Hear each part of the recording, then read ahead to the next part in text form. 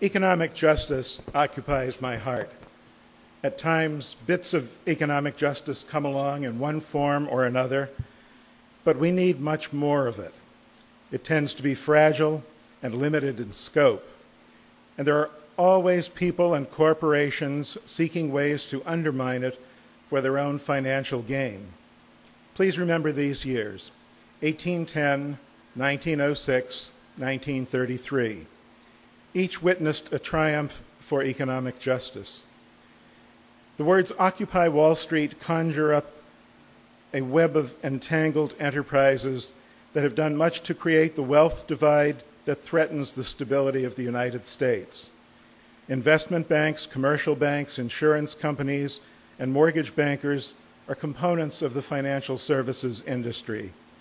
They have helped their executives, directors, partners, and major shareholders become very wealthy, while directly or indirectly contributing to the deterioration of the financial positions of many of those in the 99%. For 21 years, I was employed in the financial services industry, initially at a mutual savings bank, which meant it was owned by and operated for the benefit of depositors. It had a charter dating back to 1825, 9 years after the first mutual savings banks started in Philadelphia and Boston.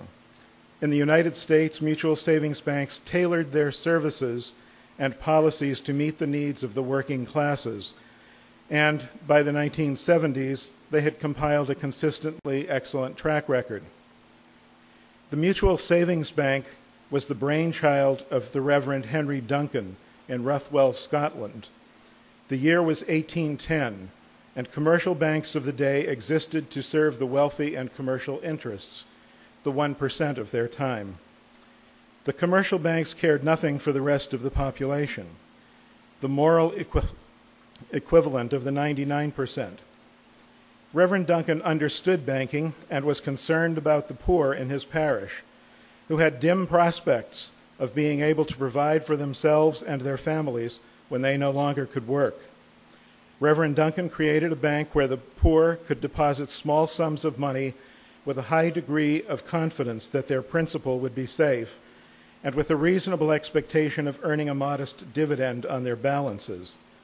This was a great example of a private individual thinking outside the box and inventing a solution for a significant international societal problem. Fast forward to 1906. Investigations into the practices of one large life insurance company discovered that it made exorbitant profits selling industrial insurance policies to working-class families. If a policyholder missed or even was late with a single premium, the policy lapsed with no cash value. Today, we would call this predatory insurance policy sales. One young man outraged at this practice was a Boston lawyer named Louis Brandeis.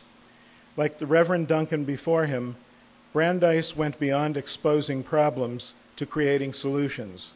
He envisioned a life insurance company with no stockholders that would be managed by trustees and sold through a consumer-oriented channel. The channel Brandeis settled on was the mutual savings banks of Massachusetts. He outmaneuvered the commercial insurance industry and its lobbyists, and SBLI became a reality in Massachusetts and New York and Connecticut. Today, SBLI remains one of the highest quality and lowest cost forms of life insurance available. On to 1933. 4 years after the great crash of 1929, Congress passed the Banking Act of 1933. It included two pieces of economic justice for the masses. First, federal deposit insurance, guaranteeing savers in insured banks that they could not lose their savings if their bank failed. FDIC insurance continues to today, even though there have been instances of incompetent and criminal bankers destroying their banks and letting the FDIC make their depositors whole. The Banking Act of 1933, often called the Glass-Steagall Act, gave us another important financial protection by forcing banks to choose either to be investment banks, underwriting and marketing bonds and stocks, or commercial banks that accepted deposits and made loans. From the Act's implementation until the 1970s, this worked very well. Unfortunately, the will of Congress to do what is best for the country and all its citizens seems too often overwhelmed by the will of greedy individuals and corporations to grab more profits for themselves. For decades, commercial banks argued and lobbied for deregulation of the banking industry. In several instances, when deregulation happened, it was poorly conceived and implemented, weakening such industries as mutual savings banks to the point that some had to be liquidated and others converted to stock ownership and, in many instances, then were cheaply bought by commercial banks. The Glass-Steagall Act, which separated commercial and investment banking for almost 70 years, worked to protect us from greed and mismanagement, but Congress and President Clinton ended it in the 1990s. Two direct results were the massive financial debacle of 2008 and the Occupy Wall Street movement. As discouraging as the current situation is, with greed trumping prudence at so many turns, I take some hope in the accomplishments of progressive visionaries like Dr. Duncan, Attorney Brandeis, Senator Carter Glass, and Representative Henry B. Steagall, who set the gold standard for solutions that served the 99% and the 1%.